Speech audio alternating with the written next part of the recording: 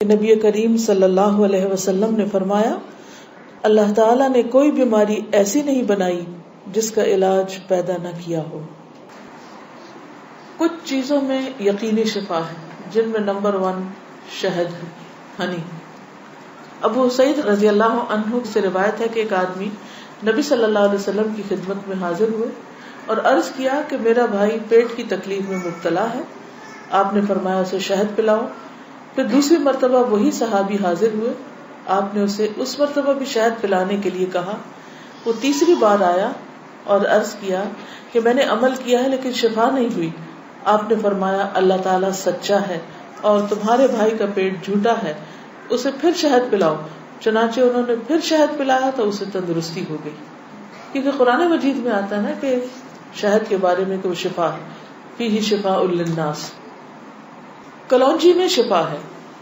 نبی صلی اللہ علیہ وسلم نے فرمایا سیاہ دانوں میں ہر بیماری سے شفا ہے سوائے موت کے۔ عجوہ کھجور، رسول اللہ صلی اللہ علیہ وسلم نے فرمایا عجوہ جنت کے پھلوں میں سے اور اس میں زہر سے شفا ہے۔ یعنی اگر آپ سمجھتے کہ آپ کے جسم میں آپ کو بلڈ پوائزنس ہو گیا ہے یا ویسے آپ کے اندر بہت ٹاکسنز ہو گئے ہیں تو اس صورت میں بھی آپ اس سے فائدہ اٹھا سکتے ہیں۔ نبی صلی اللہ علیہ وسلم نے فرمایا جو شخص روزانہ چند عجوہ کھجوریں کھا لیا کرے اسے اس دن رات تک زہر اور جادو نقصان نہیں پہنچا سکیں گے۔ بعض جگہ 7 کھجوروں کا ذکر ہے اور بعض اس میں چند دانوں کا ذکر ہے۔ تو اگر افورڈ کر سکے تو ایک دانہ ہی روز کھا لیں، 3 کھا لیں، 5 کھا لیں، 7 کھا لیں۔ لیکن یہ ہے کہ ایسے شخص کو اگر کوئی زہر بھی دے یا اس کو کوئی جادو کی کوشش کرے تو اثر نہیں ہوگا۔ اسی طرح برنی کھجور کی قسم ہے۔ رسول اللہ صلی اللہ علیہ وسلم نے فرمایا سب سے بہترین کھجور برنی ہے، وہ بیماری کو دور کرتی ہے اور خود اس میں کوئی بیماری نہیں ہے، یعنی شفا کا ذریعہ ہے۔ پھر زمزم۔ ابو جمرہ کہتے ہیں کہ میں ابن عباس رضی اللہ عنہ سے لوگوں کے بے قابو ہجوم کو دور رکھتا تھا۔ ابن عباس ایک اسکالر تھے، مفسر قرآن، تو لوگ ہجوم کر دیتے تھے ان پر، لیکن کچھ عرصہ نہ جا سکا۔ بعد میں جب حاضر ہوا تو ابن عباس نے مجھ سے اتنے دن نہ آنے کی وجہ پوچھی۔ میں نے عرض کیا کہ مجھے بخار ہو گیا تھا۔ ابن عباس کہنے لگے کہ رسول اللہ صلی اللہ علیہ وسلم نے فرمایا بخار جہنم کی گرمی کے اثر سے ہوتا ہے، اس لیے اسے آب زمزم سے ٹھنڈا کیا کرو۔ یعنی بخار کے مریض کو آب زمزم پلائیں بھی، ماتھے پہ پٹیاں بھی کریں، چھڑکاؤ بھی کریں، کسی بھی طریقے سے اس کو ٹھنڈا کریں زمزم کے ساتھ۔ پھر پانی سے علاج۔ نبی صلی اللہ علیہ وسلم نے فرمایا جب کسی کو بخار ہو جائے تو 3 رات سحری کے وقت اس پر ٹھنڈا پانی بہایا جائے، یعنی صبح ارلی مارننگ۔ اب یہ وقت آپ نے خود مقرر کیا ہے، اس لیے اس وقت کی پابندی کرنا مسنون طریقہ ہوگا۔ بعض اوقات لوگ خود سے خود ایسی چیزیں اپنے لیے لازم کر لیتے ہیں، وہ ٹھیک نہیں۔ پھر ہے گائے کا دودھ۔ عبداللہ سے روایت ہے کہ رسول اللہ صلی اللہ علیہ وسلم نے فرمایا اللہ تعالیٰ نے بڑھاپے کے علاوہ ہر بیماری کا علاج نازل کیا ہے۔ گائے کا دودھ لازمی طور پر استعمال کیا کرو کیونکہ یہ ہر قسم کا درخت چرتی ہے، یعنی جو جانور مختلف درخت چرتے ہیں پھر ان کے دودھ کے اندر اس کا اثر آ جاتا ہے، یعنی وہ ایک طرح سے ان کے دودھ میں بہت ساری میڈیسنز خود بخود شامل ہو جاتی ہیں۔ حجامہ کے ذریعے علاج۔ ابن عباس بیان کرتے ہیں نبی صلی اللہ علیہ وسلم نے فرمایا بہترین دن جس میں تمہیں سینگی لگوانی چاہیے وہ چاند کا 17واں، 19واں اور 21واں دن ہے۔ معراج کی رات فرشتوں کے جس گروہ کے پاس سے بھی میں گزرا اس نے یہی کہا اے محمد صلی اللہ علیہ وسلم سینگی لگوانے کا اہتمام ضرور کرنا، یعنی حجامہ ضرور کروانا۔ فرشتوں کی ہر جماعت نے آپ کو یہی مشورہ دیا۔ انس رضی اللہ عنہ کہتے ہیں کہ رسول اللہ صلی اللہ علیہ وسلم نے فرمایا جب تم میں سے کسی کا خون بھڑکنے لگے، یعنی بلڈ پریشر ہو جائے، بی پی ہائی ہو جائے، تو وہ سینگی لگوائے، کیونکہ خون کے جوش مارنے سے آدمی کی موت واقع ہو سکتی ہے۔ یعنی بعض اوقات بی پی کے ہائی ہونے سے انسان مر سکتا ہے۔ پھر کھمبی کے پانی میں شفا ہے۔ کھمبی جو من کی ایک قسم ہے جس کو یہ کہتے ہیں مشروم، اور اس کا پانی آنکھ کی دوا ہے۔ عود ہندی میں شفا ہے۔ ام قیس سے مروی ہے کہ میں اپنے ایک لڑکے کو لے کر حضور صلی اللہ علیہ وسلم کی خدمت میں حاضر ہوئی۔ میں نے اس کی ناک میں بتی ڈالی تھی، اس کا حلق دبایا تھا، چونکہ اس کو گلے کی بیماری ہو گئی تھی. آپ نے فرمایا تم اپنے بچوں کو انگلی سے حلق دبا کر کیوں تکلیف دیتی ہو؟ یہ عود ہندی لو، اس میں 7 بیماریوں کی شفا ہے. ان میں سے ایک ذات الجنب، پسلی کا برم یعنی کہ نمونیا. اگر حلق کی بیماری ہو تو اس کو ناک میں ڈالو، اگر ذات الجنب ہو تو حلق میں ڈالو. یعنی بعض چیزیں ناک کے راستے بھی ٹپکائی جا سکتی، بعض گلے میں ڈالی جا سکتی. جنگلی بکری کے گوشت میں شفا، ہنٹنگ کا جو گوشت ہے نا. انس بن مالک سے روایت ہے کہ رسول اللہ صلی اللہ علیہ وسلم نے فرمایا ارق النساء سے شفا حاصل کرنے کے لیے جنگلی بکری کے ران کے اوپر والے کمر سے متصل حصے کو پگھلایا جائے، پھر اسے 3 حصوں میں تقسیم کیا جائے اور مریض نہار منہ 3 دن یعنی ہر روز ایک حصہ پیے. یعنی اس کو سوپ بنایا جائے، پگھلایا جیسے مراد یہ کہ اس کو بالکل اس کو ملیدہ بنا لیا جائے. کون سے حصے کو؟ ران کے اوپر کے حصے کو. تلبینہ. عائشہ رضی اللہ تعالی عنہا بیمار کے لیے اور میت کے سوگواروں کے لیے تلبینہ پکانے کا حکم دیتی تھی اور فرماتی تھی کہ میں نے رسول اللہ صلی اللہ علیہ وسلم سے سنا ہے کہ تلبینہ مریض کے دل کو سکون پہنچاتا ہے اور غم کو دور کرتا ہے. مہندی. سلمہ ام رافع جو رسول اللہ صلی اللہ علیہ وسلم کی آزاد کردہ باندی ہیں فرماتی ہیں کہ نبی صلی اللہ علیہ وسلم کو زخم ہوتا یا کانٹا چبھتا تو آپ اس جگہ مہندی لگاتے.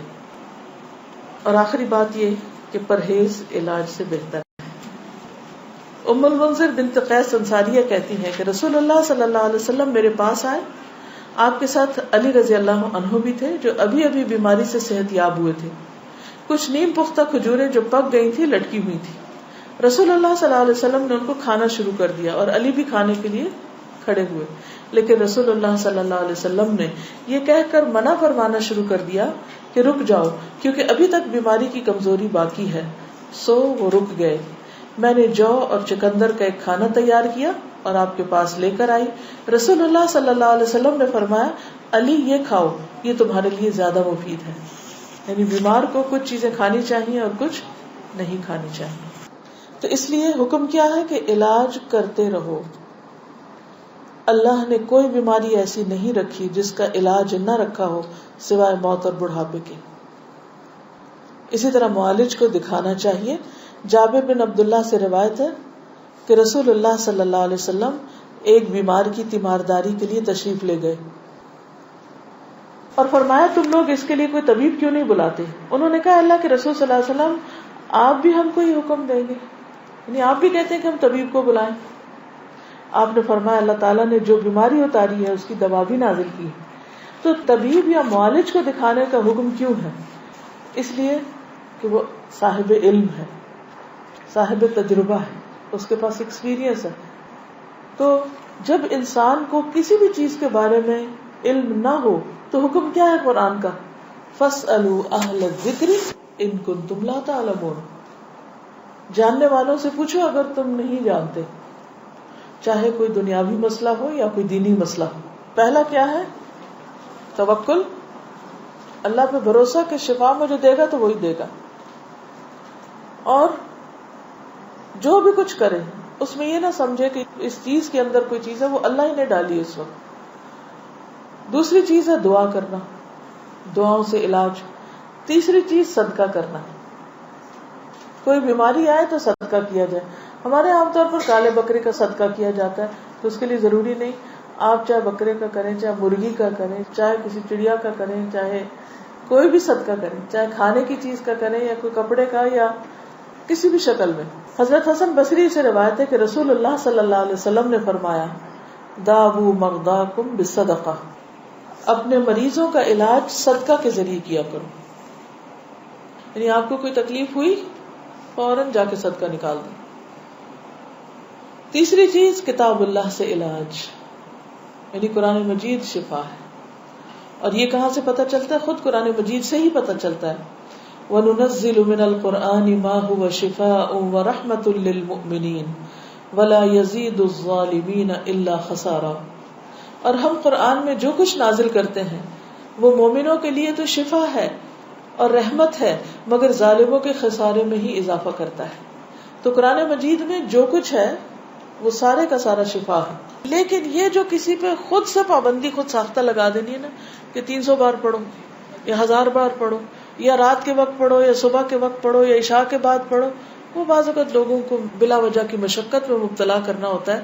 اور نبی صلی اللہ علیہ وسلم کی سنت سے اس کا کوئی ثبوت نہیں کہ آپ نے صحابہ کو کوئی خاص نمبر بتایا ہو اور یہ کہا ہو کہ یہ اس وقت میں بیٹھ کے پڑھو یا اندھیرا کر کے پڑھو یا پانی کے کنارے پہ جا کے بیٹھ کے پڑھو.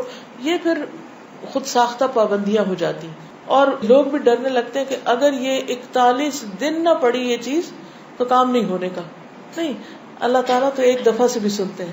لا الہ الا انت سبحانک انی کنت من الظالمین. اصل چیز ہے کہ اخلاص اور شوق کے ساتھ انسان پڑھے. صرف اس کو ایک رٹو طوطے کی طرح رٹتے رہتے ہیں، پڑھتے رہتے ہیں، نہ کوئی یقین ہوتا ہے، نہ کوئی روح ہوتی ہے اور نہ ہی کوئی سمجھ ہوتی ہے کہ کیا پڑھ رہے ہیں. تو یہ ٹھیک نہیں. اسی طرح غیر شرعی علاج سے بھی پرہیز کرنا چاہیے. قیس بن سکن اسدی کہتے ہیں کہ عبداللہ بن مسعود نے اپنی بیوی کو دیکھا کہ اس نے خسرے کی بیماری کی وجہ سے تعویذ پہنا ہوا تھا. خسرہ کی بیماری معلوم ہے، جو سارے جسم کے اوپر وہ دانے آ جاتے ہیں. آپ نے اسے سختی سے کاٹا اور کہا کہ عبداللہ کی آل شرک سے بیزار ہے.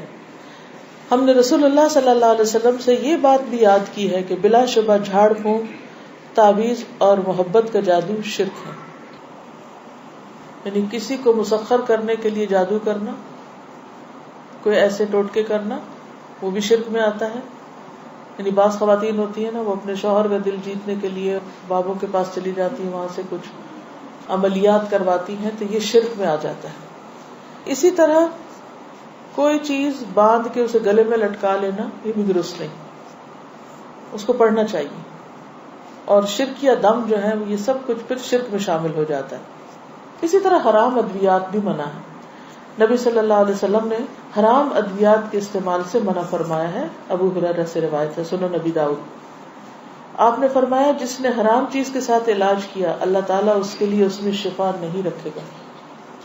یعنی حرام شفا نہیں دیتا، وہ مزید کسی بیماری کو بڑھانے کا ذریعہ بن جاتا ہے.